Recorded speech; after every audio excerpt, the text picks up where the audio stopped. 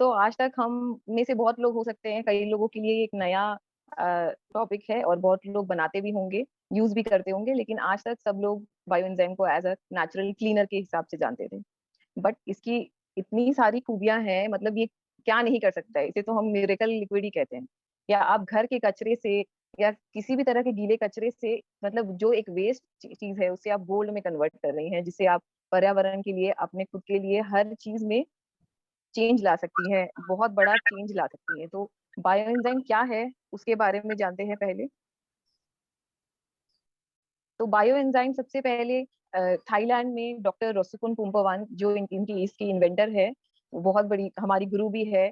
मैं bio enzyme entrepreneurs academy से जुड़ी हूँ, जो कि एक इंस्टीट्यूशन है जो मेरी तरह और भी बहुत लोग, जो लोग बायो एंजाइम की फील्ड में काम कर रहे हैं या पर्यावरण की फील्ड में काम कर रहे हैं, उन सभी को जोड़ के रखा है और उन्हें ट्रेनिंग भी देते हैं। और डॉक्टर रोसुकुन भी हमारी एक एज एन एडवाइजर और हमारी कर्ता के हिसाब से उसमें जुड़ी हुई है, हमें बहुत गाइड भी करती है।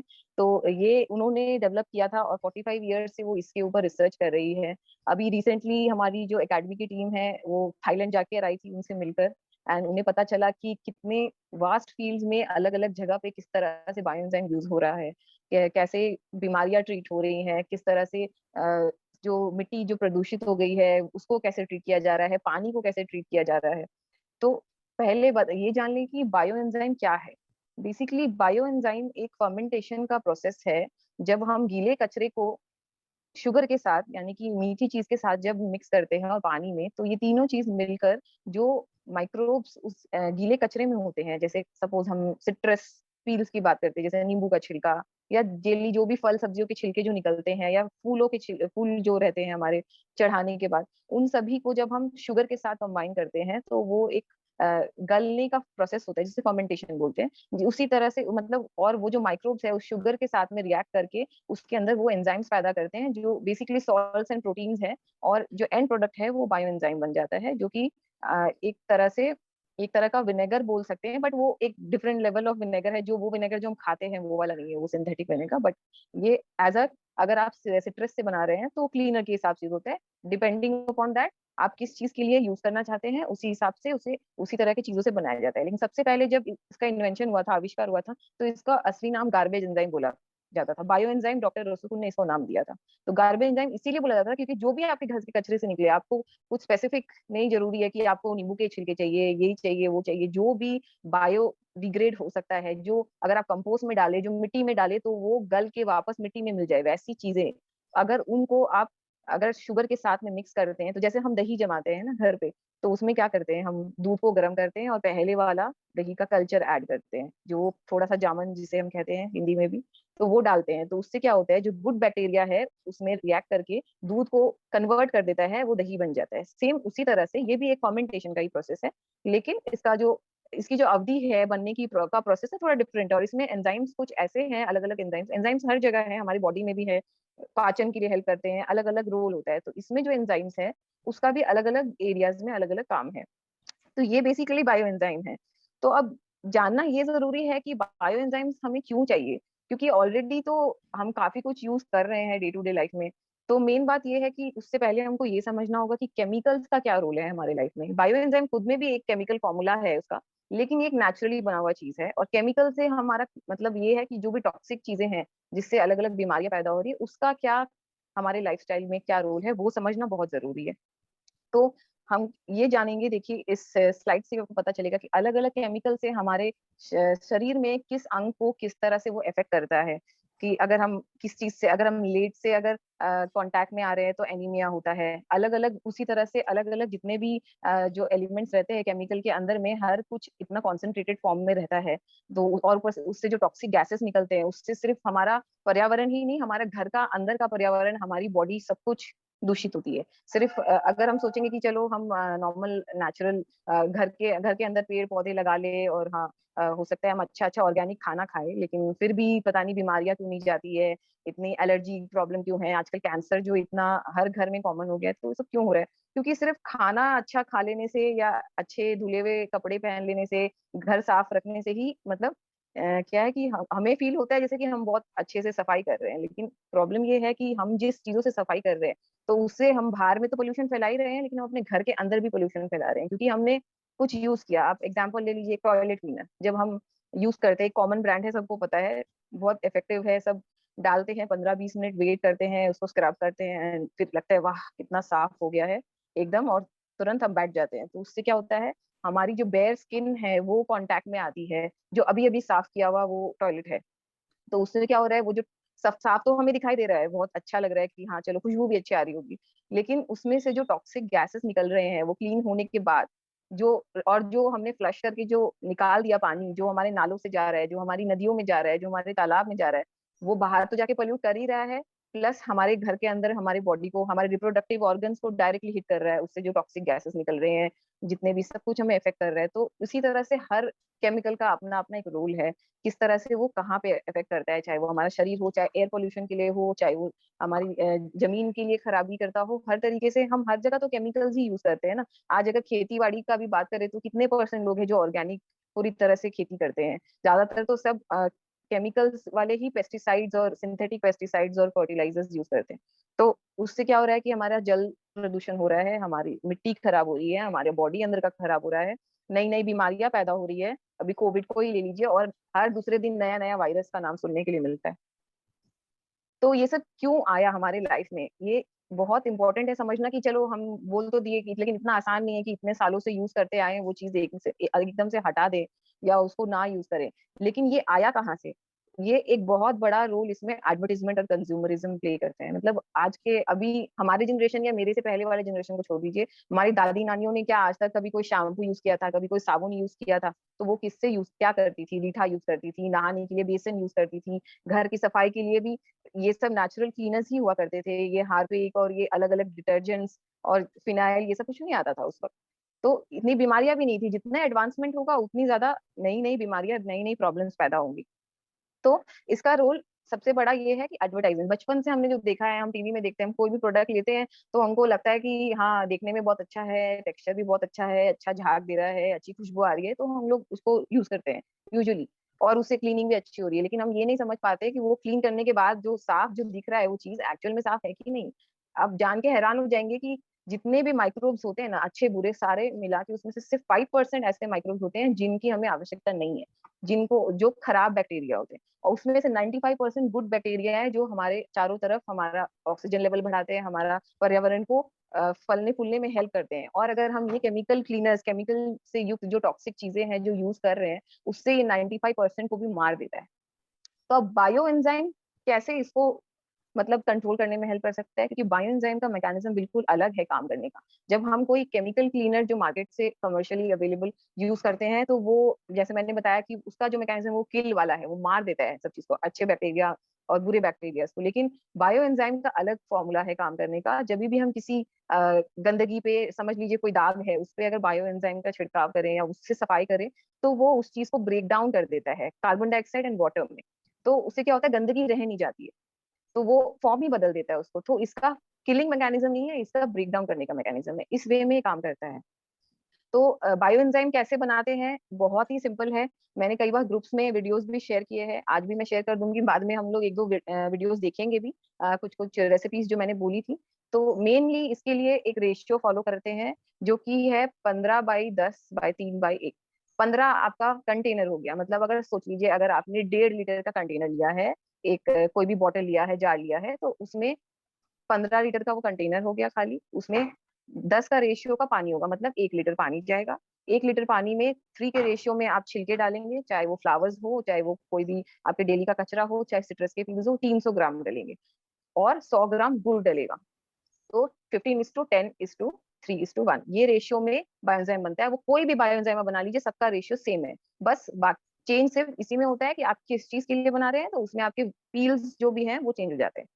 इसका बेसिक फॉर्मूला यही है। और हम लोग जो जब इसको बनाते हैं तो कंटेनर बड़ा लेने का एक कारण है, क्योंकि आपको पता है कि ये फर्मेंटेशन प्रोसेस है। तो जब कोई भी चीज फर्मेंट होती है तो वो फॉर्म चेंज करती है। तो इनिशियली जब ये फर्मेंट होता है, स्टार्टिंग के 15-20 दिन, महीने भर, ये अल्कोहल में कन्वर्ट हो जाता है, जैसे वाइन बनाया जाता है सड़ा के, सेम उसी तरह से। तो वाइन भी जब बनता है तो शुरू शुरू में एकदम हाई पोटेंसी, बहुत उसमें झाग निकलते हैं, गैसेस निकलती हैं। तो इससे वैसा कुछ नहीं है, ये घबराने की नहीं है कि मतलब क्या गैसेस निकल रहे हैं, हमारे लिए खराब है क्या। इनफैक्ट सबसे इंटरेस्टिंग बात ये है कि बायो एंजाइम अगर आप यूज नहीं भी कर रहे हैं ना, लेकिन आप बना के उसको फेंक भी रहे हैं, तभी भी आप पर्यावरण के लिए और अपने लिए अच्छा कर रहे हैं, क्योंकि उसको बनाने के वक्त जो गैस निकलती है ना, दैट इज ओजोन। और ओजोन क्या चीज में हेल्प करता है? हमारा ग्लोबल वार्मिंग जो चारों तरफ फैल रहा है, क्यों फैल रहा है? क्योंकि हमारा ओजोन लेयर जो अर्थ को प्रोटेक्ट करता है चारों तरफ से, वो धीरे धीरे कम होते जा रहा है, डिप्लेट होते जा रहा है, due to pollution, due to different kind of things, जो भी हम लोग अलग अलग, हमारे जो मनुष्य का जो अलग अलग किए हुए हमें जो कृत्य हैं, जिसकी वजह से पोल्यूशन फैल रहा है, चाहे वो केमिकल्स हो, एयर पोल्यूशन हो, चाहे फैक्ट्रीज के धुएं हो, हर तरीके से हम उसको डिप्लीट कर रहे हैं। तो ओजोन इसमें बनाते समय इसमें निकलता है। तो स्टार्टिंग के 15-20 दिन तक आपको इसको डेली गैस को रिलीज करना पड़ता है ढक्कन खोल के। मैं लास्ट में दिखाऊंगी आपको कैसे करना है, अभी क्योंकि पीपीटी शेयर हो रहा है तो आपको देखने में प्रॉब्लम आएगी। तो आगे बढ़ते हैं कि कैसे बनाया जाता है। रेशियो मैंने आपको बताया, अगर आप पहली बार बना रहे तो प्लीज नोट डाउन कर लीजिए, मैं फिर से बताती हूँ। आपका कंटेनर में एटलीस्ट 30 से 40% स्पेस ऊपर खाली रहना चाहिए, ताकि वो गैस उसमें जमा हो सके। तो इसलिए आप 15 के रेशियो में लीजिए। जैसे अगर 1.5 लीटर का जार है, उसमें 1 लीटर पानी लीजिए, 300 ग्राम आप अपने छिलके ले लीजिए और 100 ग्राम गुड़ ले लीजिए। तो 15:10:3:1 ये रेशियो है आपका। अब इसके क्या क्या यूजेस हैं, मैं ब्रीफ में बता देती हूँ। मेनली अभी तक सब यही सब क्लीनिंग के लिए ज्यादातर सब लोग यूज करते थे, लेकिन आप इसको अपने पर्सनल केयर के लिए यूज कर सकते हैं, as a shampoo, as a bath के लिए अपने नहाने के पानी में यूज कर सकते हैं, बॉडी वॉश की तरह यूज कर सकते हैं, टॉयलेट क्लीनिंग के लिए यूज कर सकते हैं, अपना घर, अपने कार वॉश से लेके अपने हेयर वॉश तक, हर एक चीज में जहां आपको सफाई की जरूरत है, जहां आप मार्केट से क्लीनर्स लाते हैं किसी भी तरह के, हर चीज में ये काम करता है। इनफैक्ट पेस्टिसाइड की तरह, फर्टिलाइजर की तरह, एयर प्यूरिफायर की तरह बहुत सारी मल्टीपल यूजेस हैं। तो अब इसके इसके एडवांटेजेस तो हम अभी तक तो इतना तो समझ में आ ही गया है कि क्यों हम लोग को स्विच करना चाहिए वो सब क्लीनर्स, और उसको छोड़ के क्यों हमें बायोएंजाइम बना के यूज करना चाहिए। लेकिन और भी कुछ ऐसी खूबियां हैं जो जानना बहुत जरूरी है। सबसे पहला वाटर रियूजिबिलिटी, मतलब अभी पानी की कमी तो मतलब सभी की जगह में कॉमन हो गई है। ज्यादातर लोग तो हम यहाँ पे खुद ही खरीद के टैंकर से पानी लेते हैं। तो अंडरग्राउंड वाटर, चेन्नई सिटी में अंडरग्राउंड वाटर डिक्लेयर हो गया कि खत्म हो गया है, कितने किलोमीटर कितने मीटर्स नीचे तक पानी है ही नहीं। तो उन जगहों पे जहाँ पे पानी की किल्लत है, पानी दिक्कत है, वहां पे बायोएंजाइम बहुत इफेक्टिव है, क्योंकि बायोएंजाइम का जैसे मैंने मैकेनिज्म बताया, वो कार्बन डाइऑक्साइड और वाटर में बदल देता है डर्ट को। तो जिस पानी से अगर आप कपड़े धो रहे हैं बायोएंजाइम वाले पानी से, उसी पानी को आप अपने पेड़ों में डाल दीजिए, उसी से आप घर का पोछा कर लीजिए। तो उससे क्या हो रहा है, वाटर की रीयूजेबिलिटी बढ़ा रहा है, आप पानी बर्बाद नहीं कर रहे हैं, सेम वाटर बार बार यूज कर रहे हैं। तो उसी वजह से पानी की जो समस्या है वो बहुत हद तक इससे कम हो सकती है। दूसरा, जो एक बहुत अच्छी कहावत है, मेरी फ्रेंड हमेशा कहती है कि जो आप देते हो ना, वही आपको मिलता है। तो what you throw out and that's hello. What you get. Yes, किसी को कुछ पूछना है था क्या? प्लीज मैं कोई भी कंटिन्यू? इंटरप्ट ना करे बीच में। तो दीपिका जी कंटिन्यू कीजिए। Okay, thank you. तो फिर नेक्स्ट ये है कि हमने जाना कि वाटर को कैसे रियूजेबिलिटी बढ़ा रहा है। दूसरा ये कि ये डैमेज नहीं कर रहा है एनवायरमेंट, वो तो हमने समझ ही लिया है। एक तो इससे हार्मफुल गैसेस नहीं निकल रहे हैं टॉक्सिक, तो कोई बीमारियां पैदा नहीं होंगी। दूसरा ये है कि जैसे मैंने बोला, जो हम बाहर फेंक रहे हैं, हम तो लगता है हम घर पे साफ कर लिए तो सब कचरा बाहर फेंक दिए, मेरा घर तो साफ हो गया तो सब साफ हो गया, मुझे क्या पर्यावरण की पड़ी है, मुझे तो मौज करना है, कुछ दिन के लिए आए हैं, खाओ पियो ऐश करो, है ना। लेकिन ऐसा नहीं हो सकता है ना, क्योंकि जो भी कहीं पे हो रहा है ना, सब कुछ इंटरकनेक्टेड होता है। अगर आप सोच रहे होगे कि अभी आपका एक्शन से आपको फर्क नहीं पड़ेगा, लेकिन कहीं ना कहीं आने वाली आपकी पीढ़ियों को तो जरूर पड़ेगा।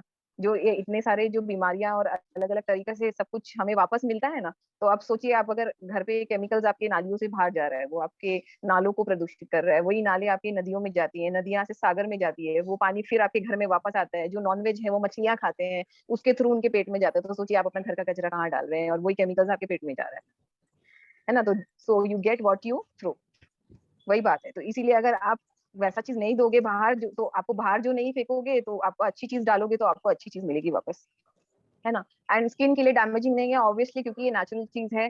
तो इसका ये नेचुरल चीजों के भी अलग अलग, किसी किसी को एलर्जीज हो सकती है डेफिनेटली। तो आप कभी भी अगर कोई स्किन के लिए यूज करे तो उसको पहले टेस्ट कर ले, थोड़ा सा पैच टेस्ट कर ले। लेकिन स्किन के लिए भी बहुत बेनिफिशियल है, स्पेशली जिन लोग की सेंसिटिव स्किन है, और या फिर कोई आए दिन रैशेस होते रहते हैं। मैंने देखा है मेरी डॉटर के लिए, मैंने देखा है मेरी बेटी को हर दूसरे दिन एलर्जीज रैशेस। तो किस लिए? सिर्फ इसलिए नहीं कि हम कुछ केमिकल के क्रीम्स वगैरह लगा रहे हैं या साबुन शैम्पू लगा रहे हैं, इसलिए भी नहीं। हमारे कपड़ों से भी तो एलर्जी होती है हमें। हम जो लिक्विड लॉन्ड्री डिटर्जेंट यूज कर रहे हैं, वॉशिंग मशीन में हाथ से धो रहे हैं, हमको क्या लगता है हम उसको साफ कर लिए तो वो बहुत साफ हो गया, लेकिन जितने भी डिटर्जेंट्स होते हैं ना, वो फैब्रिक एक्सपैंडर होते हैं। वो उसके जो रेशे होते हैं उसको एक्सपैंड करके जाके उसके अंदर डिपोजिट हो जाता है। तो गंदगी तो निकल जाती है, लेकिन वो खुद चिपक जाता है कपड़ों से। तो वो क्या होगा, फिर हम उसको पहन लेते हैं। और अंडरगारमेंट्स भी तो पहनते हैं ना, तो वो डायरेक्ट स्किन पे टच होता है, तो उससे तो एलर्जीज होंगी ही ना। तो आज इतना ज्यादा जो सबको का सेंसिटिव स्किन हो गया है, किसी तो कभी सर्दी खांसी वाली एलर्जीज, कभी स्किन की रैशेज, अलग अलग प्रॉब्लम्स, फिर उसके लिए हम स्किन डॉक्टर के पास जाते हैं, टॉपिकल ऊपर से क्रीम्स लगाते हैं, लगता है कि अरे जब तक क्रीम लगा रहे तब तक ठीक है, उसके बाद वापस आ गया। तो सब हमारी करनी है ना, हम जो कर रहे हैं वही तो हमें मिलेगा वापस।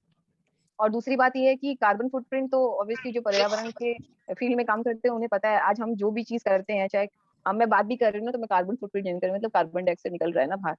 तो लेकिन जब अगर आप बायो एंजाइम बना रहे हो तो आप घर का कचरा बाहर नहीं जाने देते हो, आप घर में यूज कर लेते हो, तो उससे आप बाहर में कचरा फैलने से बचा रहे हो, आपका कार्बन फुटप्रिंट बच रहा है। आप केमिकल्स जो घर पे लेकर आते हो खरीद के, उसको बनाने में जो एनर्जी वेस्ट होती है, उसको पैकेजिंग करने में जो प्लास्टिक यूज होता है, वो सब आप रिड्यूस कर रहे हो, तो उससे आपका कार्बन फुटप्रिंट कम हो रहा है। आप कचरा, ओके, तो वेस्ट भी आपका कम जनरेट हो रहा है ऑब्वियसली, क्योंकि आप घर के बाहर आपका गीला कचरा नहीं जाएगा, तो आप वेस्ट भी बहुत कम आपका कम हो जाएगा डेली का कचरा। दूसरा, इसका कोई केमिकल रेसिड्यू नहीं होता है। प्रीति जी प्लीज म्यूट कर दीजिए। मैंने सबको म्यूट कर दिया है, दीपिका जी एक बार आप अपने आप को अनम्यूट कीजिएगा। हाँ ओके, तो इसका केमिकल रेसिड्यू नहीं है, क्योंकि जब ये मैंने जैसे बताया, ये वाटर एंड कार्बन डाइऑक्साइड में कन्वर्ट कर देता है किसी भी, दीपिका जी। तो हाँ। हाँ, तो उस वजह से इसका कोई केमिकल रेसिड्यू नहीं होता है। अब जैसे हम बर्तन साफ करते हैं ना, तो हम लिक्विड वाला यूज करें या बार यूज करें, डिश वॉश बार, तो क्या होता है, हम उसको साफ कर लेते हैं। आपने नोटिस किया होगा बहुत बार धुलने के बाद भी उसमें व्हाइट व्हाइट सा डिपॉजिट दिखाई देता है बर्तन पे, तो हमें लगता होगा कि वो साबुन शायद ठीक से साफ नहीं हो, लेकिन वो उसका रेसिड्यू है जो उस केमिकल प्रोडक्ट ने छोड़ा है, सफेद सफेद। वही अगर आप नॉर्मल आप रीठा से यूज करके देखिए, रीठा की से क्लीन करके देखिए, रीठा के पाउडर से करके देखिए, बायो एंजाइम से करके देखिए, आपको वैसा कोई रेसिड्यू नहीं मिलेगा। क्योंकि कोई भी चीज, जैसे मैंने बताया, कपड़ों में भी ये डिपॉजिट हो जाता है, हम हेयर में शैम्पू यूज करते हैं, स्कैल्प में डिपॉजिट हो जाता है, तो गंदगी तो हम हटा देते हैं, लेकिन हम उसको अपने अंदर डाल लेते हैं हर चीज में, केमिकल्स को, तो वो रेसिड्यू रह जाता है। लेकिन बायो एंजाइम में वैसा नहीं है। फिर इससे बहुत सारा रिसर्च भी हुआ है हमको, और भी बहुत जगह से, अलग अलग जगह से डेली सब अपना रिसर्च भेजते रहते हैं कि सॉइल की क्वालिटी इंप्रूव हो रही है। डेफिनेटली सबसे पहला पॉइंट तो ये है कि अगर आप अपने नदियों तालाबों को गंदा नहीं करेंगे तो ऑब्वियसली आपकी मिट्टी भी खराब नहीं होगी। दूसरा ये है कि अगर आप घर पे अगर बायो एंजाइम बना के, अगर जिनको शौक है बागवानी करने का, जिनके घर में गार्डन है, फल सब्जियां उगाते हैं, तो वो नॉर्मल पेस्टिसाइड वाले, मार्केट वाले फर्टिलाइजर्स और पेस्टिसाइड की जगह अगर बायो एंजाइम का यूज करेंगे तो देखेंगे कि उनका सॉइल की क्वालिटी भी बहुत इंप्रूव हो गई है। तो वैसे है। फिर इससे यील्ड भी बहुत ज्यादा अच्छा होता है क्रॉप्स का, क्योंकि बायो एंजाइम्स में वो हर तरह के एंजाइम्स मौजूद हैं जो एक प्लांट को चाहिए अपने ग्रोथ के लिए, फ्लावरिंग के लिए, फ्रूटिंग के लिए। तो बहुत सारे शोध में देखा गया है कि कुछ फील्ड्स में जहाँ पे बायो एंजाइम नहीं यूज हुआ था और जहाँ यूज हुआ था उसमें 40%, कहीं पे 30% जो उपज है वो ज्यादा हुई थी। तो इतने सारे बेनिफिट्स हैं, और सबसे बड़ी बात ये है कि इसका कोई शेल्फ लाइफ नहीं है, मतलब कि ये कभी एक्सपायर नहीं होता है, कभी खराब होता ही नहीं है। जितनी पुरानी होगी उतनी अच्छी होगी, उतने ज्यादा रिफाइंड होगी, उतने ज्यादा फिल्टर होगी, और उतना बढ़िया काम करेगी। तो इतनी सारी बेनिफिट्स हैं, तो आप खुद सोचिए, मार्केट से जो हम प्रोडक्ट्स लाते हैं उसका तो 1-2 साल 6 महीना कुछ ना कुछ एक्सपायरी डेट लिखा ही रहता है। तो अब ये सब था। अब हम लोग कुछ मिरेकल्स देखेंगे जो बायो एंजाइम से मेरे ही कुछ, मैंने खुद घर पे भी देखा है, और कुछ लोगों ने जिन्होंने बनाया है मेरे सेशंस अटेंड करके, होम क्लीनिंग के लिए, पेट केयर के लिए, कैसे कैसे उन्हें मदद मिली है। आप देख सकते हैं चांदी और ब्रास, तांबा, सॉरी, तांबा और पीतल के बर्तनों को, अभी जैसे मैंने अपने उसमें पोस्ट में भी डाला था, अभी दिवाली का समय आ रहा है, जन्माष्टमी आके गई है, तो उसमें हम मंदिर की सफाई वगैरह करते हैं, तो उसमें हम या तो मार्केट से लाए हुए वो जो चांदी को चमकाने वाले केमिकल्स यूज करते हैं, पाउडर वाला भी आता है, लिक्विड भी आता है, उसकी जगह आप बायो एंजाइम यूज करके देखिए, आप देखेंगे फर्क कितना है। क्लीनिंग भी बहुत लोग ब्लीच से क्लीनिंग करवाते हैं, या फिर कोई और केमिकल क्लीनर यूज करते हैं, टॉयलेट के लिए भी यूज कर सकते हैं। तो आप देख सकते हैं कि इतना माइल्ड है ये इन्वायरमेंट के लिए, फिर भी कितनी अच्छी क्लीनिंग है, कितने अच्छे रिजल्ट्स मिलते हैं। यहाँ तक कि बीज के जर्मिनेशन पे भी मैंने देखा था, क्योंकि मैं रीठा बहुत यूज करती हूँ, वो कोई अच्छे वाले बीज मैंने खेती से मतलब नहीं लिया था, नॉर्मल जो मार्केट से लाए हुए रीठा के बीज है, उसी को मैंने एक्सपेरिमेंट के लिए उसको बायो एंजाइम के सोल्यूशन में डाल के 7-8 दिन रखा था, फिर मिट्टी में डाला था, मुझे 90% रिजल्ट मिला। मतलब 10 में से 9 बीज ऐसे थे जो अच्छी से अंकुरित भी हो गए, उसमें से 5-6 अभी तक सर्वाइव कर रहे हैं, अच्छे अच्छे बड़े बड़े, अब उसको पौधा बन चुका है। तो आप सोच सकते हैं कि वो खेती के फील्ड में भी कितना इसका अच्छा योगदान हो सकता है। और फिर हेयर फॉल कंट्रोल के लिए तो उसकी तो रेसिपी आज हम लोग देखेंगे भी। ये एक किसी ने शेयर किया था हमसे ही, तो जिनके सामने से एलोपेशिया का प्रॉब्लम था, डॉक्टर ने बताया था, तो उनके हेयर फॉल बहुत हो रहे थे, तो किस तरह से उनका वापस ग्रोथ स्टार्ट हो गई थी, बेबी हेयर्स निकलने लगे थे, एंड अभी उनका ये प्रॉब्लम ठीक भी हो गया है। Like she is using since 8 months और समथिंग अपने हस्बैंड के लिए। तो वैसा ही है। अब आज हम लोग 3 रेसिपी सीखेंगे एंड यूसेज देखेंगे कि कैसे बायो एंजाइम यूज कर सकते हैं। मैंने बता दिया कि कैसे बनाना है। अब मैं हेयर केयर का एक वीडियो दिखाऊंगी कि हेयर केयर के लिए हम लोग जो बायो एंजाइम बनाएंगे उसमें क्या क्या यूज कर सकते हैं, और पेस्ट रिपेलेंट कैसे बन सकता है, और कंपोस्ट जो लोग बनाते हैं उसमें भी जैसे बहुत लोग मार्केट से लाया हुआ एक्टिवेटर पाउडर डालते हैं जिससे कि जल्दी कंपोस्ट बन जाती है, या फिर छाछ डालते हैं, कुछ लोग गोबर की खाद डालते हैं, तो उसकी जगह आप बायो एंजाइम यूज कर सकते हैं। उसका पल्प भी यूज कर सकते हैं, उसका लिक्विड भी, ताकि उससे बहुत जल्दी जो कंपोस्ट है वो जल्दी तैयार हो जाता है। जैसे अगर 45 डेज लग रहा है तो आपका ऑलमोस्ट 10% एक्सलेट हो जाएगा, वो जल्दी बन जाएगा। आज हम सीखेंगे कि बायो एंजाइम से हाँ, कैसे हम आ अपने गया बालों दीपिका जी, की साउंड और आ रहा अपने है अब। स्कैल्प की देखभाल कर सकते हैं नेचुरली। सबसे पहले हम लेंगे एलोवेरा के पीसेस जो कि हमने धो के काट लिए हैं। हम लेंगे आंवला, नींबू के छिलके, कड़ी पत्ता, कुछ जवा या हिबिस्कस जिसको बोलते हैं उसके पत्ते, ये मोरिंगा की डंडियां हैं और उसके पत्ते हैं, नीम के पत्ते, जवा के फूल और गुलाब की पत्तियाँ। और इसी को एडिशनली इसमें कुछ और गुण बनाने के लिए, क्योंकि हम इसमें प्याज का उपयोग नहीं कर रहे हैं, इसीलिए हमने कुछ कलौंजी ली है थोड़ी सी। इससे बालों में जो समय से पहले बाल सफ़ेद होने लगते हैं उसके लिए बहुत फ़ायदा करता है। और 1 टेबल स्पून लेंगे मेथी। इन सभी को हम आप मिक्स करके तोल लेंगे जिस रेशियो में हम बायो एंजाइम बनाते हैं, 1:3:10 के रेशियो में। तो सारी चीज़ें मिला के 300 ग्राम होनी चाहिए। हमने 1 लीटर पानी लिया है एक वाइड माउथ जार में। अब हम इसमें जितने भी इंग्रेडिएंट्स हमने दिखाए थे उन्हें 300 ग्राम 300 ग्राम तोल के इसमें डाल देंगे। इसके बाद नेक्स्ट जो चीज़ हमें चाहिए वो है गुड़। ये है 100 ग्राम गुड़ जो हम इसी में मिक्स करेंगे और इसको हम अच्छे से घोल देंगे।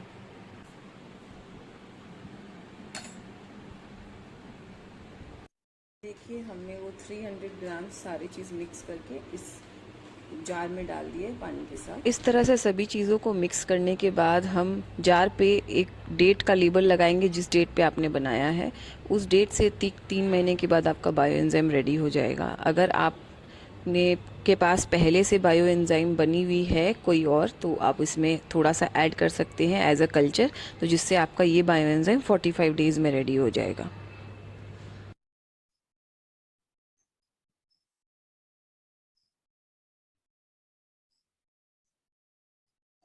तो मैंने लास्ट में वीडियो में फिर से ग्रुप में भी शेयर कर दूंगी, इसका यूज कैसे है वो भी मैंने शेयर कर दिया था वीडियो में ही, आपने देखा होगा। इसको आप 2-3 तरीके से यूज कर सकते हैं। जब आपका ये रेडी हो जाएगा, सबसे बेस्ट तरीका ये है कि आप पहले छान लीजिए इसको, और छानने के बाद में आप जो इसका जो पल्प है, जितना भी चीज आपने डाला है वो काफी गल जाएगा। तो गलने के बाद में आप उसको थोड़ा सा अच्छे से पीस लीजिए, पीस के वापस इसमें ऐड कर दीजिए और फिर से उसको छान लीजिए। तो उससे क्या है, जो पल्प के अंदर जितने भी गुण हैं वो भी और अच्छे से आ जाएंगे, उसमें मिक्स हो जाएंगे। फिर इसको आप या तो अगर आपको हेयर फॉल वाली प्रॉब्लम है या डैंड्रफ की प्रॉब्लम है तो आप इसको डाइल्यूट करके यूज करिए। और बायो एंजाइम की सबसे अच्छी खासियत ये है, आप जितना कम लेंगे उतना ही बेटर काम करता है वो, जितना डाइल्यूटेड होता है, क्योंकि वो कंसंट्रेटेड फॉर्म में जो है उसका वो पीएच होता है कि वो न्यूट्रल रहता है। तो जब उसको हम पानी में डालते हैं तो वो एक्टिवेट हो जाता है। कई होम्योपैथी दवाइयों में भी ऐसा होता है, आपने देखा होगा, जब वो बॉटल्स में पानी डाल के देते हैं, साथ में दवाई थोड़ी सी डालते हैं और एक एक ढक्कन लेने के लिए बोलते हैं, तो वो डाइल्यूट रहता है पूरा, क्योंकि वो इतना स्ट्रांग रहता है कि उसको जितना डाइल्यूट करेंगे उतना बेटर है। तो सपोज अगर आप एज अ स्प्रे यूज कर रहे हैं तो आप 1 ml ले लीजिए 500 ml पानी में या 1 लीटर पानी में, एंड उसको स्प्रे कर लीजिए, या फिर आप एक कॉटन से थोड़ा सा ये एंजाइम डाइल्यूट किया हुआ उसको लेके अपने स्कैल्प में लगा के 15-20 मिनट रख के अपने हेयर को वॉश कर सकते हैं। या फिर अगर आपको सेम इसी को अगर शैम्पू में कन्वर्ट करना है, तो जब ये बन के तैयार हो जाता है, इसमें हम 8-10 रीठा और थोड़ी सी शिकाकाई मिक्स करके रख दीजिए 1 हफ्ता के लिए, और उसको रोज हिलाइएगा, ताकि वो जो रीठे के अंदर के जितने भी सैपोनिन्स हैं जिसकी वजह से झाग आती है, वो इसमें अच्छे से मिक्स हो जाएगा। तो वो मिक्स होने की वजह से फिर आप इसको as a natural cleaner use कर सकते हैं। फिर आप वापस जैसे आप शैम्पू यूज करते हैं सेम वैसे पानी के साथ मिक्स करके डाइल्यूट करके शैम्पू की जगह इसे यूज कर सकते हैं। ये एक हेयर फॉल के लिए हो गया। आप इसको 2 से 3 महीना कंटिन्यूअस यूज करके देखिए, हफ्ते में 2 या 3 बार, आपको जरूर रिजल्ट मिलेगा, खास करके नए बाल आने के लिए। और जिनको डैंड्रफ की प्रॉब्लम है उसी के लिए हमने इसमें नीम ऐड किया है। और अगर इसमें से कोई एक आध इंग्रेडिएंट आपको नहीं भी मिलते हैं तो ऐसे कुछ जरूरी नहीं है कि आपको सभी कुछ चाहिए।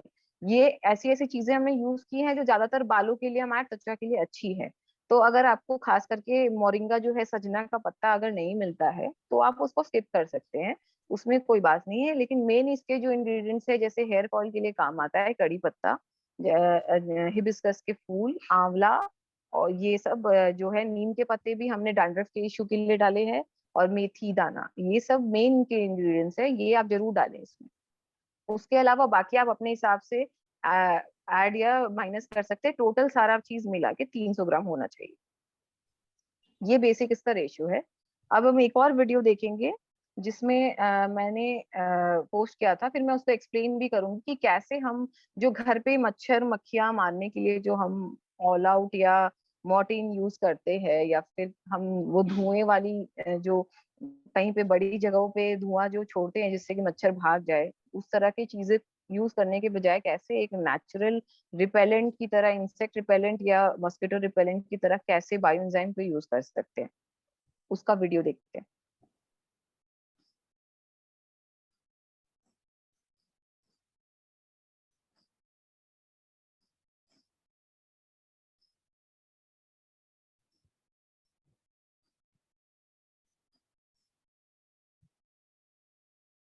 इस वीडियो में कोई साउंड नहीं है, मैं एक्सप्लेन कर देती हूँ। साउंड इसमें प्रॉपर नहीं है। मैं शुरू से स्टार्ट करती हूँ फिर से। ये हमने नीम की पत्तियां ली है, इसके पत्तियों को भी ले सकते हैं, ब्रांचेस और इसके स्टेम, सब कुछ काम में आते हैं। सबको अच्छे से धो के आप बॉईल कर लीजिए 10-15 मिनट, छान के वैसा पानी बना लीजिए। उसमें बायो एंजाइम मिक्स होगा, नीम का तेल मिक्स होगा, कपूर मिक्स होगा, और एसेंशियल ऑयल्स आप अपने हिसाब से 2-3 डाल सकते हैं, मैं बता दूंगी। फिर उसको डाइल्यूट करके पानी में इस तरह से स्प्रे होता है। ये यूज करने का तरीका है। अब मैं प्रॉपर किस तरह से किस रेशियो में क्या लेना है वो मैं बता देती हूँ। ये आप देख सकते हैं, ये हमारे कंपाउंड में मच्छर की बहुत प्रॉब्लम है, तो इस तरह से हमने इससे स्प्रे करवाया था, जिससे बहुत बेनिफिट है। तो अगर आपके का कोई बड़ा कंपाउंड या एरिया है तो हफ्ते में 2-3 बार आप इसको यूज कर सकते हैं। उससे आपको धीरे धीरे, एक बार में मैं नहीं कहूंगी कि आपको तुरंत रिजल्ट दिखेगा, लेकिन हाँ, जरूर धीरे धीरे मच्छर भी कम होंगे, और चारों तरफ ऑक्सीजन भी बढ़ेगा, ऑक्सीजन का सप्लाई, तो इसीलिए बहुत बेनिफिशियल है। और कोई हार्मफुल गैसेस नहीं निकलेंगे। तो जो आप केमिकल वाले जो भी इंसेक्ट रिपेलेंट्स यूज कर रहे हैं उससे जो गैस निकलती है, ये गंध आती है, वैसा भी कोई प्रॉब्लम नहीं होगा इससे। ये एज अ रूम फ्रेशनर भी काम करेगा। तो ये मैं स्टॉप करती हूँ। अब मैं बता देती हूँ, आप अंदाजा से, नीम का पानी बनाना कोई कंपल्शन नहीं है। अगर आपके पास नीम का बायो एंजाइम है तो आप नीम का बायो एंजाइम भी यूज कर सकते हैं, नहीं तो एडिशनली और बेनिफिट के लिए मैंने नीम का पानी बनाया था, पत्तों को उबाल कर छान लिया था, पीस भी लिया था ताकि उसका पल्प भी थोड़ा उसमें आ जाए। फिर जैसे 300-400 ग्राम पत्ते थे, उसको मैंने 1 लीटर पानी में उबाल लिया। फिर 10-15 मिनट उबालने के बाद जो पानी आधा हो गया, उसके बाद हमने उसको छाना, और उसी के अंदर में आप कपूर, मैंने जैसे बताया, दो कपूर को 2 तरीके से यूज कर सकते हैं। या तो आप जब पानी बॉईल हो रहा है तभी ऐड कर दीजिए 4-5 कपूर के टुकड़े, जो जो हम पूजा में यूज करते हैं। और अगर आपको प्योर कपूर मिल जाता है, भीमसेनी कपूर, तो वो और भी बढ़िया है, वो यूज कर लीजिए। तो आप उसको 2 तरीके से मिक्स कर सकते हैं। या तो आप पानी में साथ में बॉईल कर लीजिए, क्योंकि वो डायरेक्ट पानी में घुलता नहीं है, क्योंकि वो वाटर सोल्यूबल नहीं होता है। और या तो फिर आप उसको पीस लीजिए, थोड़ा पाउडर बना लीजिए, और रॉक सॉल्ट जो होता है, सिंधा नमक, उसके साथ मिक्स कर लीजिए। और उसके साथ में एसेंशियल ऑयल्स 2-4 ड्रॉप आप ऐड करिए। एसेंशियल ऑयल ज्यादातर जो मॉस्किटो रिपेलेंट में या पेस्ट रिपेलेंट में काम आते हैं वो है ज्यादातर पेपरमिंट का, या फिर सिट्रोनेला, लेमन ग्रास, इस तरह की कोई भी आपके पास अगर है एसेंशियल ऑयल। और वो नहीं भी है तो आप प्लेन नीम ऑयल यूज करिए, कुछ मतलब 1 ml से 2 ml आप डाल सकते हैं, 5-6-7 ड्रॉप्स, उतना काफी है। उसके बाद में आप ये सब चीज को मिक्स कर लीजिए अच्छे से। और ये जो आपका आधा लीटर वाला जो नीम का सोल्यूशन तैयार हुआ है सब कुछ डाल के, उसमें आप एक ढक्कन बायो एंजाइम डाल दीजिए, कोई भी बायो एंजाइम डाल दीजिए। अगर नीम का है तो नीम डाल दीजिए, नहीं तो आप उसमें आप ये गेंदे के फूल के बायो एंजाइम डाल सकते हैं। नीम और सिट्रस वाला जो घर पे नॉर्मल बनाते हैं, या फिर कोई मिक्स बायो एंजाइम है किसी चीज का, कोई सा भी डाल दीजिए। वो सिर्फ एक ढक्कन डालिए और फिर इस चीज को आप 10 लीटर पानी से डाइल्यूट कर लीजिए, क्योंकि ये बहुत स्ट्रांग रहता है। तो 10 लीटर पानी में डाइल्यूट करने के बाद इसको आप हर कोनों में, हर जगह जहां जहां पे आपको लगता है कि गंदा है, मच्छर है, उस तरह के कोई प्रॉब्लम्स है, तो मस्किटो ब्रीडिंग जो हो रही है वो काफी आपको 1-2 दिन के अंदर ही फर्क नजर आने लगेगा। तो इस तरह से आप एज अ मस्किटो रिपेलेंट इसको यूज कर सकते हैं। अब एक और चीज जो मैंने बताई थी, मैंने ऑलरेडी शेयर भी कर दिया है कि कंपोस्ट में कैसे यूज करना है इसको। तो जो लोग कंपोस्ट बनाते हैं, तो ये क्योंकि ऑलरेडी इसके अंदर जब हम कभी कंपोस्ट बनाते हैं तो बहुत लोग उसको फास्ट प्रोसेस करने के लिए ज्यादातर जो इजीली अवेलेबल है, या तो गोबर की खाद डालते हैं, या उसका घोला हुआ पानी, या फिर छाछ, दही, खट्टी दही डालते हैं। तो उससे भी बेटर बायोएंजाइम काम करता है, क्योंकि एक खाद को बनाने में जो भी माइक्रोब्स की जरूरत होती है, जो एंजाइम, वो सारे एंजाइम्स माइक्रो बायो एंजाइम के अंदर है। तो आप जब ये बना लेते हैं ना, तो आप देखेंगे जैसे आपका ये तैयार हो गया, मेरा ये एक छाना हुआ है, और ये पल्प वाला एंजाइम है जो मैंने छान के लिक्विड अलग कर लिया है।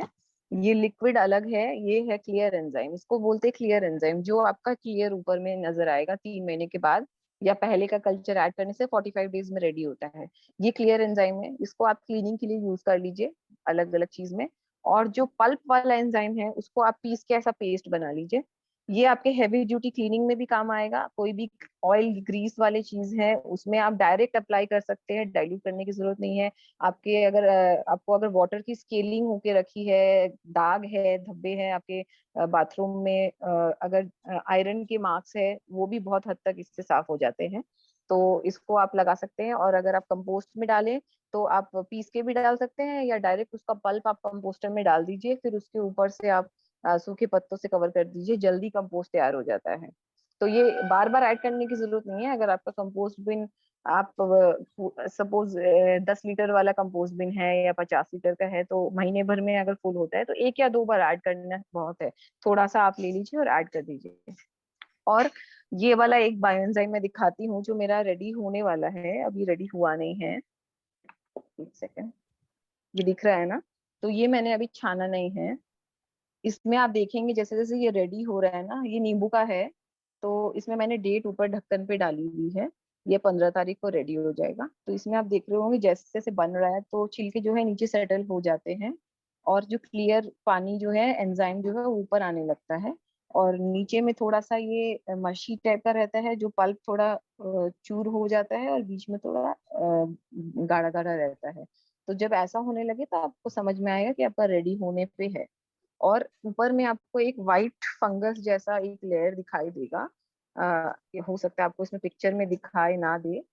अगर इस तरह का कोई व्हाइट लेयर आपको दिखाई देता है इसके अंदर, अगर आप देखेंगे ध्यान से, तो एक हल्का सा व्हाइट लेयर है। मैं आपको ऐसे दिखाती हूँ, छोटा सा है, कभी कभी ज्यादा भी होता है ये। तो ये एक नेचुरल यीस्ट है जो आपको एंजाइम बनाने में हेल्प कर रहा है। अगर आपका ये पूरा अच्छे से व्हाइट एंजाइम है, इसका मतलब आपका एंजाइम बहुत अच्छा बन रहा है, तो उससे घबराने की कोई जरूरत नहीं है।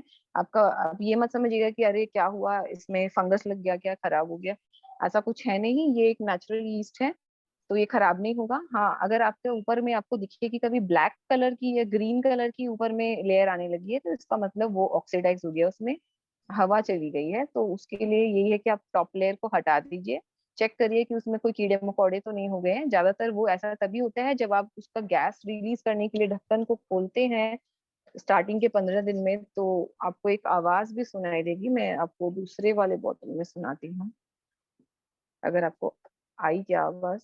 जितने जैसे जैसे ये 15-20 दिन क्रॉस करेगा, आवाज, गैस कम बनेगी।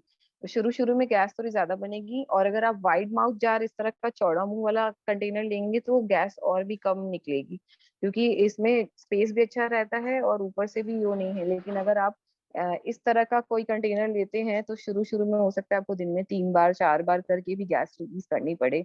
और जरूर से कीजिएगा, उसको भूलिएगा मत, क्योंकि फिर कभी कभार ज्यादा गैस बन जाने से कुछ कुछ कंडीशंस में ये एक्सप्लोड होता है, निकल जाता है। कोई घबराने वाली बात नहीं है, लेकिन ये एक्सप्लोड हो सकता है। तो इसलिए ज्यादा बेटर है कि आप चौड़े मुंह वाले में बनाएं, या फिर इसको सामने रखें स्टार्टिंग के 15 दिन, ताकि आप इसको याद से इसकी गैस रिलीज करते रहें।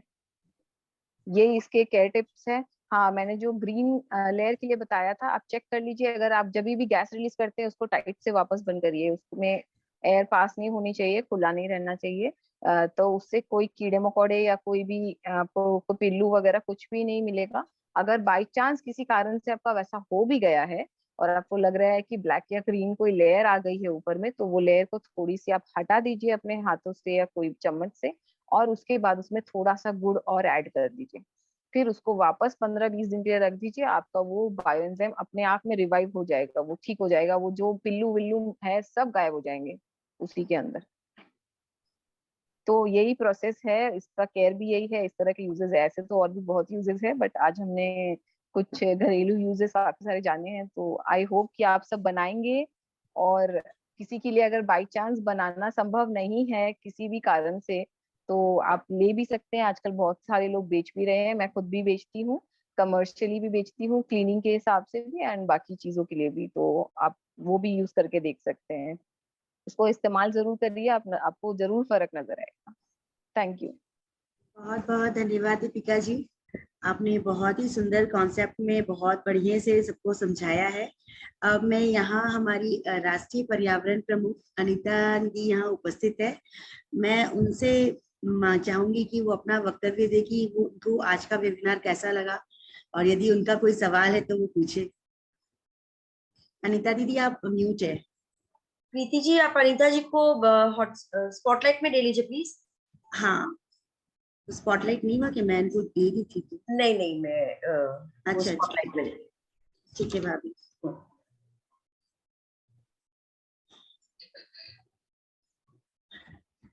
आप अपने आप को अनम्यूट कर सकते हैं अनीता जी। आप को होस्ट है अनीता दीदी, नहीं हो रहा है। एक मिनट।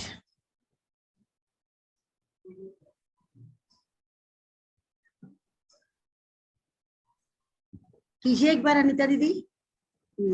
हाँ हाँ हाँ, हो गया। हाँ हाँ, बहुत बहुत धन्यवाद कीर्ति जी। और वेस्ट बंगाल की प्रदेश अध्यक्ष बबीता बगड़िया जी, सचिव पिंकी धानुका जी, और पर्यावरण प्रमुख हमारी कीर्ति जी, बहुत बहुत धन्यवाद आप लोगों का। इतना सुंदर वेबिनार आप लेकर आई हैं, और दीपिका जी ने तो इतने सरल शब्दों में और इतने सुंदर तरीके से बताया है, एकदम साधारण तरीके से, कि हम लोग सब उसे बना सकते हैं, यूज कर सकते हैं। कुछ कुछ जानकारी रहती है, लेकिन उन्होंने जो गैस का और सारी चीजों का जो अनुपात वगैरह बताया है कि कितने कंटेनर में और कैसा करना चाहिए, बैक्टीरिया का हम जिस चीज को खराब समझते हैं वो हमारे लिए फायदेमंद है। उन्होंने कहा जहाँ बैक्टीरिया होते हैं वो 95% गुड बैक्टीरिया होते हैं। तो हम उसको सोचते हैं कि जहाँ कीटाणु और जीवाणु आ गए माने वो चीज खराब हो गई। तो हर चीज की जानकारी नहीं होती है, जिसके अभाव में हम बहुत सारी चीजों को खराब समझ के फेंक देते हैं, और अपने बॉडी पे भी यूज करना पड़ता है एंजाइम। पौधों का तो जानकारी थी, लेकिन अपने हेयर के लिए, अपनी बॉडी के लिए कैसे, जो उन्होंने बताया, शैम्पू भी बना सकते हैं। बिल्कुल रीठा से ठीक तो कहा अनीता जी आपने। हाँ, रीठा से तो हम लोगों ने बहुत यूज किया है हाँ, पहले। सच में रीठा से तो बहुत यूज किए सभी ने। हाँ, लेकिन इतनी सुंदर जानकारी दी है, दीपिका जी को बहुत बहुत धन्यवाद दूंगी, और कीर्ति जी लोग को, सबको, कि आपको लाने के लिए, और बहुत सुंदर सरल शब्दों में बताया। मैंने तो नोट कर लिया है, मैं तो बनाऊंगी, और जब बनाऊंगी तो कीर्ति जी को बताऊंगी, वो मैसेज दे देंगी आपको। जरूर जरूर अनीता दीदी, उतना प्रोत्साहन देने के लिए आपका बहुत बहुत धन्यवाद। आप बड़ों का आशीर्वाद से ही हम लोग कार्य करने की हमें प्रेरणा भी मिलती है और हम कार्य भी कर पाते हैं।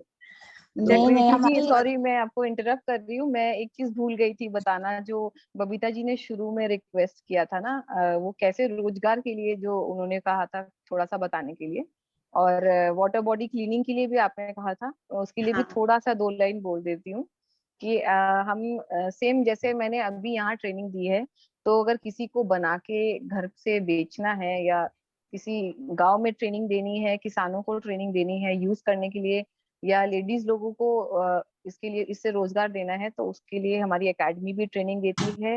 हम विकी तरफ से भी ट्रेनिंग देते हैं, जाकर उन्हें सिखाते हैं इसको कैसे बनाना है, कैसे मेंटेन करना है, कितने डाइल्यूशन में वो उसको यूज कर सकते हैं, और इसके अलग अलग वेरिएंट्स कैसे बना सकते हैं ताकि वो इसको एज अ टॉयलेट क्लीनर बेचे या फ्लोर क्लीनर बेचे।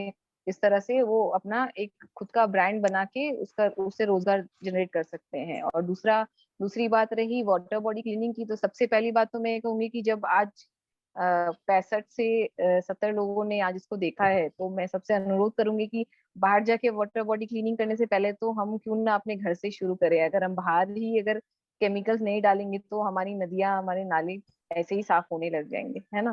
तो सही। पहले तो घर से शुरुआत करने की जरूरत है। और दूसरी बात ये है कि जो जहाँ पे ऑलरेडी पोल्यूशन बहुत ज्यादा है या खराब है, उसके लिए भी अगर आपको नॉर्मल ऐसे ही बायो एंजाइम डालना है जाके, तो आप पानी में वितरण कर सकते हैं इसका। लेकिन अगर आपको प्रॉपर प्रोसीड्योर भी करवाना है अगर जैसे गवर्नमेंट के साथ मिलके, तो वो भी हम करवाते हैं अकेडमी के थ्रू। उससे आके हमारी टीम आती है, जांच करती है कि वहाँ पे कितने नाले हैं, कहाँ कहाँ से पोल्यूशन आ रहा है, अगल बगल में कितने घर हैं, कौन यूज करते हैं, सब कुछ देख के उसकी सफाई की जाती है। उसके बाद उसमें चाहे महीने में 2 महीने में एक बार 2 बार बायो एंजाइम कितने क्वांटिटी में डालना है, पानी का क्या डेप्थ है, वो हम एक टीम ऑफ एक्सपर्ट्स आके जांच करके उसके बाद होता है। और पानी का भी हम लोग सैंपल लेते हैं, जिससे पहले भी टेस्टिंग होती है बायो एंजाइम डालने से पहले और बायो एंजाइम के बाद भी। तो वैसे बहुत सारे इंडिया में अलग अलग लेवल्स में हो रहे हैं। हमारे उज्जैन के शीरसागर कुंड में हुआ था, फिर बैंगलोर में तो बहुत सारे लेक्स में हमने की है। अभी बनारस में भी बात चल रही है, पुरी में भी हो रही है, मतलब कम से कम। और अलग अलग जगह से गवर्नमेंट के साथ हमने एमओयू किया है। यूनिवर्सिटीज में भी हम ट्रेनिंग दे रहे हैं स्टूडेंट्स को, जो बायोकेमिस्ट्री के स्टूडेंट्स हैं, कैसे वो इसके ऊपर एक्सपेरिमेंट करके अलग अलग फील्ड में इसको यूज कर सके, ताकि एग्रीकल्चर फील्ड में भी ये जाए और कॉस्मेटिक फील्ड में भी ये जाए, केमिकल फील्ड में भी जाए, ताकि लोग इसकी ज्यादा से ज्यादा जानकारी जा सके। तो अगर ऐसा कुछ भी अगर शाखा को करवाना हो, अगर कोई नदी तालाब को सफाई करवानी हो, तो डेफिनेटली आप मेरे को कांटेक्ट कर सकते हैं। मैं आगे कैसे भरना है मैं बता दूंगी आपको। हाँ, यहाँ मैं एक चीज थैंक यू। बताना चाहूंगी अनीता दीदी, पिंकी जी। मैंने इनसे रिक्वेस्ट किया था कि जैसे छठ का पर्व आने वाला है, छठ पूजा में हमें तालाबों की सफाई करनी होती है, तो हम लोग बायो एंजाइम का यूज करके कितने अच्छे से तालाबों की सफाई, नदी की सफाई कर पाते हैं, इसके लिए आप कुछ बताइएगा। तो ये बहुत ही अच्छा वे है और हमारे लिए एक दिशा भी है इस चीज में काम करने के लिए। तो बहुत बहुत बिल्कुल, धन्यवाद अब देखिए जी, ना, अगर जब भी जानना हमें खास करके सिखाया। यहाँ का तो बहुत मेन बड़ा पर्व है छठ पूजा। यस, तो यस, हम देखते बिहार और होंगे जब बंगाल भी का हम तो किसी भी बहुत बड़ा तालाब में पर्व है जाते यहाँ हैं, का। तो हमेशा जब छठ पूजा से पहले जब तालाब की सफाई की जाती है, तो हमेशा ब्लीचिंग पाउडर ये सब से सफाई होता है। लेकिन ब्लीचिंग पाउडर से क्या होता है ना, क्लोरीन गैस निकलती है, जो पानी के अंदर के जीवों के लिए भी बहुत हानिकारक है और हमारे लिए भी है। उसका गैस भी बहुत खराब है, क्लोरीन का गैस, और हमारे स्किन से टच होने से भी बहुत खराबी है। उससे बेटर ये है कि जो भी प्लास्टिक कचरा है या कुछ है, अगल बगल के लोगों से निवेदन करें कि वहां पे ना डालें। और दूसरा, उसके जो ऑलरेडी डल चुका है उसको सफाई कराएं। उसके बाद में ब्लीच डालने के बजाय अगर हम बायो एंजाइम उसमें वितरण करेंगे, तो धीरे धीरे अपने आप ही पानी, मतलब ऐसा भी हमने अभी बीच में केस स्टडी दिया था कैलकाटा में, जिसमें आप देखेंगे कि मतलब इतनी मच्छर की ब्लीडिंग हो गई थी, और अगल बगल से लोग गुजरते थे ना, तो उस लेक से इतनी बुरी बदबू आती थी और इतने फ्यूम्स जनरेट हो रहे थे, क्योंकि अगल बगल का जितना भी सीवेज है सारा आउटलेट उस लेक के अंदर था। तो उसके बाद उसमें हमारी टीम गई, उन्होंने सारा एनालाइज किया, अगल बगल की थोड़ी प्लांटेशन चेंज की, वहां पे हमने कुछ कुछ ऐसे बेनिफिशियल है जो सॉइल के लिए, उस तरह के पेड़ पौधे लगाए। और उसके बाद में क्लीनिंग कराने के बाद में हमने वहां पे बायो एंजाइम एक बार दिसंबर में डाला, एक बार फरवरी में डाला, लास्ट हमारा मई में हुआ था। पहले की और पानी अभी के पानी में जमीन आसमान का अंतर है। और मच्छर तो और स्मेल तो 2 ही दिन में चला गया था। उसके बाद वहां पे अब अपने आप से मछलियां दिखने लगी है, पानी एकदम क्लियर हो गया है, उसका नीचे का मतलब ट्रांसपेरेंट हो गया है, जिसको बोलते हैं वैसा पानी हो गया। तो आप सोच सकते हैं कि कितना बेनिफिशियल है, कितना मतलब इतना इजी प्रोसेस है, सिर्फ डाल के आना है, उसी से कितना बेनिफिट हो सकता है। अनीता जी शायद कुछ सवाल पूछना चाहती है। हाँ, अनीता अनीता दीदी जी आप अनम्यूट करें। अनीता दीदी आपको अनम्यूट कर सकती दीदी, कीजिए एक हाँ बार। हाँ, हाँ, अब हो गया। हाँ, मैं खाली इतना पूछना चाह रही थी कि बीच में मैंने कहीं पढ़ा था कि जामुन की लकड़ी को अगर ऊपर हमारे घर की पानी की टंकी में डाल दे तो हाँ, उससे पानी गंदा नहीं होता है, तो ये गंदा क्या नहीं। सही है क्या ये सही है? बिल्कुल है, क्योंकि जामुन में भी एंटी फंगल प्रॉपर्टीज होते हैं, तो उसकी भी लकड़ियां यूज होती है, मोरिंगा की लकड़ियां भी यूज होती है, जो सजना अच्छा। डाठा जो कहते हैं। और हाँ। हम लोग इससे टैंक क्लीनिंग, बायो एंजाइम से भी, जामुन का बायो एंजाइम भी बना के यूज कर सकते हैं अलग अलग अच्छा। चीज में। और बायो एंजाइम सिर्फ बाहर डालने के लिए, बॉडी के लिए नहीं, खाने के लिए भी बायो एंजाइम बनता है। फर्मेंटेड फूड्स जिसके भी बोलते हैं, जैसे हम घर में कांजी वगैरह बनाते हैं ना, वो भी एक तरह का फर्मेंटेड फूड ही है। ये तो क्योंकि उसमें अच्छा। B12 भरपूर मात्रा में रहता है, वो हमारे बॉडी के लिए बहुत बेनिफिट है। हम जितने अचार बनाते हैं वो भी एक फर्मेंटेड फूड है। तो बायो एंजाइम का दो ही वो है, अगर शरीर के अंदर के लिए बना रहे हैं तो फल का, सब्जी का अंदर का भाग लीजिए, अगर आप बाहर के लिए बना रहे हैं तो बाहर का भाग लीजिए। वाह, अच्छा तो आप अच्छा। उसको थैंक जब यू। बना रहे हैं तो आप उसको खाने के लिए यूज कर रहे हैं, उसका भी अलग अलग डाइल्यूशन होता है। उसको कांच के ग्लास जार में बनाना पड़ता है, प्लास्टिक में नहीं बनाते हम। क्योंकि उससे वो हो सकता है, केमिकल्स लीच हो सकते हैं, लेकिन ज्यादातर वो ग्लास में बनता है। कि एप्पल साइडर विनेगर बहुत लोग यूज करते हैं जो मार्केट से लाके, वो भी आप घर पे बना सकते हैं एप्पल के पल्प से, सेम इसी प्रोसीड्यूर से। अच्छा, थैंक यू। दीपिका और जी, एक तो मैं आपको ये कहना चाहूंगी कि आप सबका वीडियो थोड़ा शेयर जरूर कीजिएगा, जो उन्होंने आज अपनी जो रेसिपीज बताई है, ताकि बहनों को और अच्छे से समझ में आ जाए। और अनीता दीदी, आप कुछ कहना चाह रही थी? हाँ, मैं बोल रही थी कि उस दिन आपको याद होगा कीर्ति जी, मधुलिका जी आई थी, हाँ जो हाँ हैदराबाद में तालाबों की सफाई कर हाँ रही हैं। हाँ हाँ हाँ, किंतु उस दिन हम लोग उनसे पूरा प्रोसेस नहीं जान पाए थे बायो एंजाइम का। सही है। हाँ, चलिए। इसीलिए मैंने इसको कंटिन्यू किया, और मैंने स्पेशली ये बिल्कुल। पॉइंट मेंशन करने बोला कि आप ये पॉइंट जरूर बहुत मेंशन अच्छा। कीजिएगा। हाँ, बहुत अच्छा। अच्छा दीदी, थैंक वो यू। वाला पॉइंट। हाँ, अच्छा, अब मैं यहाँ हमारी प्रांतीय सचिव पिंकी जी धानुका से आग्रह करूंगी कि वो अपना फीडबैक दे आज के लिए, कि आज का प्रोग्राम उनको कैसा लगा। पिंकी जी। धन्यवाद कृति जी। आज आपने बहुत ही सुंदर टॉपिक लेके आया है बायो एंजाइम का। दीपिका जी, आपने तो बायो एंजाइम पर बहुत सारे जो इतने क्वेरीज थे सबको क्लियर कर दिया, और हमको तो लग रहा है अभी तो सबके कॉन्सेप्ट भी क्लियर हो चुके होंगे बायो एंजाइम पर। दीपिका जी, अभी तक तो बायो एंजाइम्स ऐसे लग रहा था कि जैसे लग रहा है सिर्फ क्लीनिंग प्रोसेस है, हेयर का यूसेज है ये तो पता ही नहीं था। ये तो मैं तो आज ही बनाने वाली हूँ। हेयर का तो इतना हेयर फॉल होता है, और आज ही बनाना चाहिए सबको ही। और ये बात आपने एकदम बिल्कुल सही कहा दीपिका जी, जैसे अचार होता है हमारा फर्मेंटेशन फूड, हम लोगों को पता ही नहीं है कि कितना बेनिफिट्स है हमारे इंडियन अचार में। बाहर के चाइना में देखते हैं, और ताइवान में देते हैं, सब कितने फर्मेंटेड फूड खाते हैं और कितना उनका स्किन ग्लो करता है। हमारे इंडियंस तो अचार के नाम से दूर भागते हैं कि बहुत ऑयल है, हम लोगों को नहीं खाना है। तो अब सब कोई खाओ अचार, और देखो कांजी, स्किन कितना स्पेशल ग्लो। कांजी है हमारी भाभी। कांजी और अचार बहुत अच्छा है आज के फर्मेंटेड फूड में।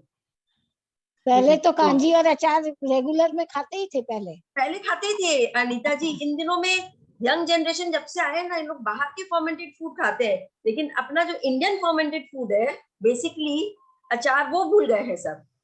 हमारे में यही कमी है, हम विदेशों की चीजें अपनाते हैं और बिल्कुल अपनी अनीता अच्छी जी, चीजों को भूल जाते भूल जा रहे हैं, अपने अपने अच्छी चीजों को भूल जा रहे हैं। अपने अपने बच्चों को भी नहीं बोलते, बोला ठीक है अचार में बेटा बहुत ऑयल है मत खाओ। अरे हैं। अचार में कितने बेनिफिट्स है। और विदेशी लोग हमारे इंडिया की चीजों को अपना रहे हैं और बिल्कुल। हम छोड़ रहे हैं। इसीलिए ये तो हमारी दीदी कमी है। हमको जागरूक करने का बीड़ा अखिल भारतीय मारवाड़ी महिला सम्मेलन ने उठाया है। अब हम सभी लोग को हर बायो हर एंजाइम, हम लोग हर एरिया में हर विषय पे जाके वेबिनार कर रहे हैं देखिए और ना, लोगों को जागरूक कर रहे दीपिका जी ने कितनी अच्छी चीज बताई है कि बायो एंजाइम घर में बनाओ। बाहर के जो अपने लोग हार्पिक वार्पिक क्लीनर यूज करते हैं, कितने उसमें हार्मफुल बैक्टीरिया रहते हैं। एक तरफ से साफ कर रहे हैं और एक तरफ से कितने हार्मफुल बैक्टीरिया उनको छोड़ के जा रहे हैं। इससे बेटर है ना कि अपने लोग बनाएं। हैं। हाँ, सही है। नहीं, बहुत बहुत बहुत बढ़िया। अच्छा रहा webinar Deepika ji, thank you so much for thank such a you. Wonderful session. Thank बहुत you for आगे calling आगे और me, आगे हम and लोग thank चेष्टा you for करेंगे taking दीपिका this जी। topic as giving it importance, because क्योंकि वेरी एनवायरमेंट के लिए तो इंपॉर्टेंट बहुत टॉपिक, लोग सब कुछ, यस। और आपने तो कमर्शियली भी बता दिया ना, लोगों का बेनिफिट भी बता दिया है कि कैसे कमर्शियली ये लोग यूज कर सकते हैं। जी बिल्कुल।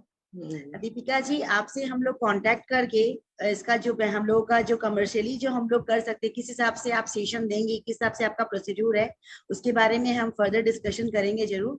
और आपसे लेके हम लोग इस चीज में भी आगे बढ़ेंगे ताकि हम लोग महिलाओं को सशक्त कर पाए इसके माध्यम से।